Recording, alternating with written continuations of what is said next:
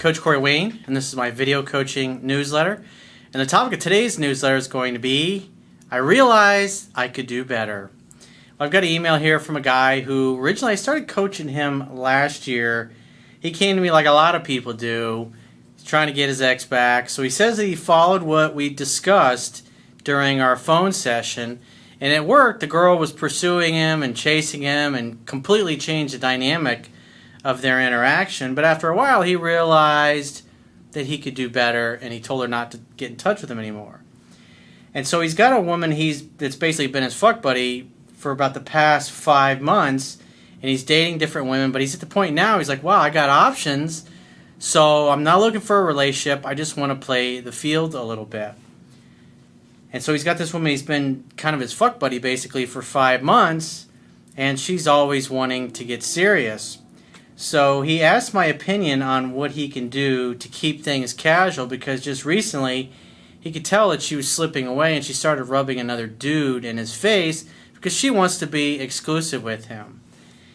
And the way that he's reacted to it, he basically told her how much he vomited his feelings up, because he went from like not really giving a shit to now all of a sudden there's another dude in the picture that she's rubbing in his face, and now he's telling her how much he cares about her, and really not because he really feels that way. He may think he feels that way right now, but what he's really trying to do is manipulate her into keeping him around and not choosing the other guy, which obviously that's a weak position to be in, because he's not really being honest and authentic. He had been being congruent since the get-go that he was only interested in something casual, and now because he fears that he may be losing this casual thing, now he's being inauthentic, and it's just a bad way to go, because what I see this guy's done is it's like he's upgraded over and above what he had when he first came to me, but at the end of the day, the person he's been seeing her, this woman for 5 months, she's obviously not knocking his socks off, and you could tell that when listen for the language, listen to how he describes his relationship with this woman. There's nothing in there about knocking his socks off or her being spectacular or amazing in all these different ways.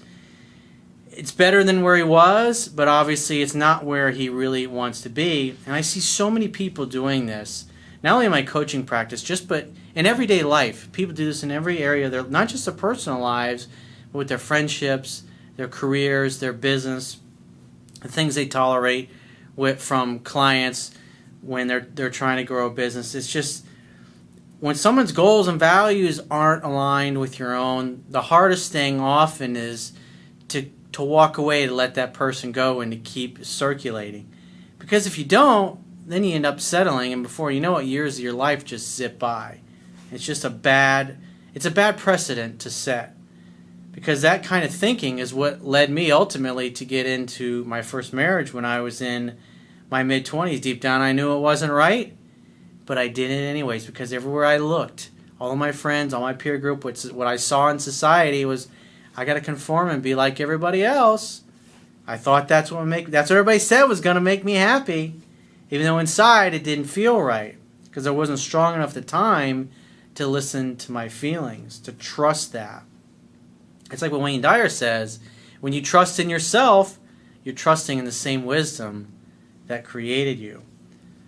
Like your feelings really are your truth. So I have a quote that I wrote, and then we're going to go through this guy's email. And so the quote says, everyone projects their dating fantasy onto their new lovers while willfully ignoring their flaws, quirks, and idiosyncrasies. It's not until after the honeymoon period and infatuation period has ended that we start to see the person for who they really are. When a relationship ends, it's not that we miss the person we used to be in relationship with, but that we miss the fantasy of who we thought they were. Healing after a breakup comes with time, finding someone better, and realizing that the reality of our ex and our fantasy were not a match. Developing the inner strength to make the right choices based upon a potential lover's reality comes from wisdom gained through relationship experiences, successes, and failures. Failure is a really great teacher, and I've done plenty of it in my life. The key, it's like what Winston Churchill said, success is going from failure to failure without loss of enthusiasm. Because really, getting anything you want in life really is a process. It's just a process of working on yourself, becoming better, improving your skills, and improving your ability to add value, whether it's to an organization or to another person's life. It's like Ralph Waldo Emerson said, make yourself necessary to somebody. And that really should be the focus of everyone's life, everybody watching this video. Your real goal is to make yourself necessary to the people around you, the people that you work for, the people that you work with, to your clients, to your customers. The customers are the people that you work for, to the people that you're in relationship with, to your friends, your kids, your family. Become so awesome that they would not want to have you around. So let's get into his email. He says, hey coach, I did a phone session with you last October about getting an ex of 5 years back. I followed your advice and she kept contacting me until I finally told her to never call me again. I simply realized I could do better. And I see this a lot with guys that were dating a woman, and it's like, because I always tell them, like, when things were good, or at least what you consider good, what were they like? And there's always a lack of passion. It's like the guy stopped putting his best foot forward because he just really wasn't into that girl. But of course, when they get rejected, it wasn't of their own doing. And rejection breeds obsession. So a guy can go from, or a woman for that matter, can go from really not caring that much about the other person, and then when you are threatened with losing that person forever or losing them to somebody else, now all of a sudden, oh, this is the love of my life. We're supposed to be together forever and ever and ever. And the reality is just because you get rejected, now you become obsessed with them. And so when you eventually do get them back, just like what this guy realized, he wasn't that into her. And so it's important that the reason why I'm pointing that out is because then when you see the situation that he's in now, he in essence is in a similar situation, because human beings, we tend to follow the same patterns over and over and do the same things. The idea, though, is to become a better version of ourselves. And so this guy's becoming a better version. He's got a better quality woman in his life now than when I first started working with him last year. But at the end of the day, he's still settling. He's still settling for being with somebody that's really not what he really wants, or deep down that he feels he deserves. So he says, fast forward about a year later, and I have many options, and I'm not looking for a relationship. I want to play the field for a while with the tools I learned from your book. So here's my question. One woman I've been hooking up with for 5 months is at the point where she's been trying to lock me down for a while now. I managed to keep her as a fuck buddy, but it's like eventually women want to be exclusive. Feminine energy is about bonding, connecting, opening up to receive love, relationships, dating, labels, nesting, having a family. So if you're going to date a woman for that period of time, I mean, at some point, her feelings, she's going to want more than that. That's just the reality of the situation. I mean, even you look at Hugh Hefner, for example. I mean, a lot of those women are with, I mean, he said it in interviews before, he doesn't really care why they're there. It's like he gets something out of it and they get something out of it. It's like it's good for their career, their modeling career or their film career. They get what they want, and then they're like, see you later. And then they go and they get married and they settle down and they have families, they have normal lives. He continues on, I'm 100% honest with them when I'm going to see a woman who's out of state, but the last time I left, I think she had enough. She constantly tells me I'm the only guy she's having sex with and wants the same. I realized I was a cold fish the entire time we hooked up and let her do 100% of the pursuing, so now she's backed off and is rubbing a guy I think is an ex in my face via Facebook. Well, number one, you shouldn't be letting anything that's on Facebook diminish you. And at the end of the day, when you really care about somebody, when you really truly care about somebody, you want them to be happy even if it's not with you. And the bottom line is, you've dated this girl 5 months. If she was really the love of your life and knocking your fucking socks off, you wouldn't have been cool with being fuck buddies for 5 months. But the bottom line is, yeah, she's an upgrade over where you were when you first came to me, but at the end of the day, she's still not what you want. The idea is to constantly get better, not just get to the next level of settling in mediocrity. Because unless somebody knocks your fucking socks off, you're just not going to put the effort in to make the relationship really great. He says, I never had any intentions on making her my girlfriend. So again, there's his intent right there. But that's how I had a buddy of mine. God, I remember this. It's like going back 23, 24 years ago. He had this girl that he would call whenever he was unsuccessful at meeting anybody else. He'd come home 3, 4 in the morning, drunk off his ass, call his girl up, tell her to get over. She'd wake up, jump in the shower, get all dressed up, come over, screw his brains out, and in the morning he'd be rude and he'd kick her out of the house. He'd be like, see you later. And he would talk about her all the time in such demeaning ways. And a couple of years after that, he never really found what he was looking for. In other words, he wasn't able to get the kind of girl, the quality of the woman that he really wanted. So the next thing I know, he's marrying this girl. I'm thinking, what? And he talked himself into it, and he's still with her. He's had several kids with this girl. And both of them are completely overweight. They probably don't even have sex anymore. I mean, and it's like I could see that was his trajectory all the way back when I was in my 20s. Even though I didn't know what the hell I was doing back then, I could look at that situation and tell that it was fucked. But that's how most people live their lives. And that's not just with their personal lives. It's every aspect of their lives they do that with. He says, I never had any intentions of making her my girlfriend, but seeing her post a picture with a guy kind of stung, and it makes me want her more. Rejection breeds obsession. And he says, why, coach? Because now you see her as a potentially scarce resource. You see her potentially going away, and you're not ready to let her go because you were coasting and things were pretty easy. But life is change, and growth is optional. I actually did an article several years ago titled that. And so here it is, your life is going through change, and you kind of hit a plateau of growth. You're just kind of in a rut. You're kind of where you're comfortable. But if you're comfortable, you're not really growing. She reached out yesterday, and I told her that I care about her feelings, and would like to talk face to face. So now he wants to have the talk. Now he wants to convince her of how much he cares, not because he really cares about her, but because he doesn't want to lose his fuck buddy to another guy. Sounds reasonable, doesn't it? Well, like, what about her? How is that good for her? How is that a nice thing to do? How is it a nice thing to blow sunshine up her ass when the bottom line is she's just a fuck buddy to you? You're being selfish, dude. That's a dickish move. A strong man lets a woman like this go when he notices that she's getting too attached, because it's not good for her and it's not good for you.